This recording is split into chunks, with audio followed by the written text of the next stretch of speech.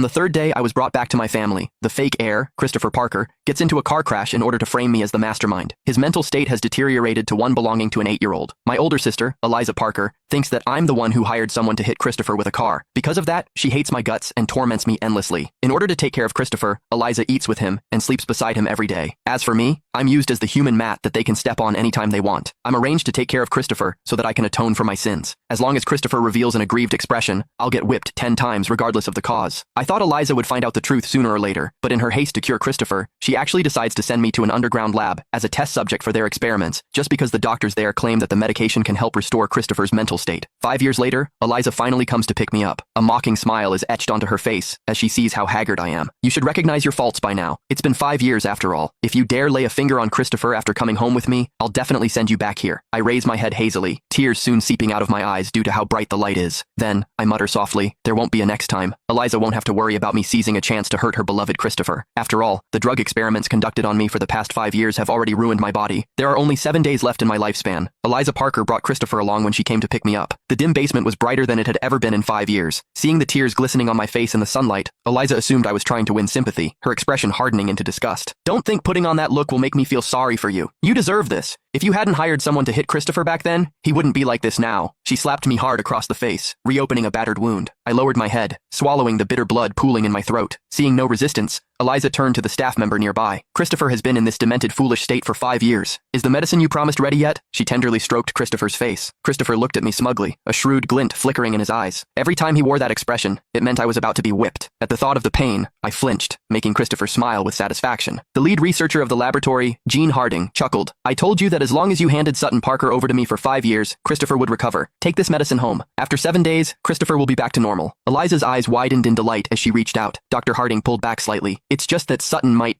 what? Eliza snatched the medicine, having no intention of listening, and left with Christopher in tow. Aren't you planning to take him back with you? Dr. Harding called out, pointing at me sprawled on the ground. Eliza paused, then yanked my arm to pull me to my feet. After a few staggering steps, I collapsed. Years of drug testing had deformed the bones throughout my body, leaving my skin and flesh close to rotting. Every step was an immense torment. I broke out in a cold sweat, a whimper escaping my lips. Christopher crouched beside me with feigned innocence, then suddenly burst into loud sobs. Eliza! Sutton bit me! Eliza's expression darkened. Sutton, 5 years have passed, and you still refuse to mend your ways? My teeth were pulled out a long time ago, I replied with great difficulty. How could I possibly bite him? Over 5 years I was tortured repeatedly, my limbs broken and reset, my flesh sliced open. To survive, I was reduced to fighting dogs for food. When I truly felt I could barely hold on, I went to great lengths to steal Dr. Harding's phone to beg Eliza to bring me home. Her refusal was immediate. You must pay the price for what you've done. Just stay there and be the test subject for Christopher's drugs. Quit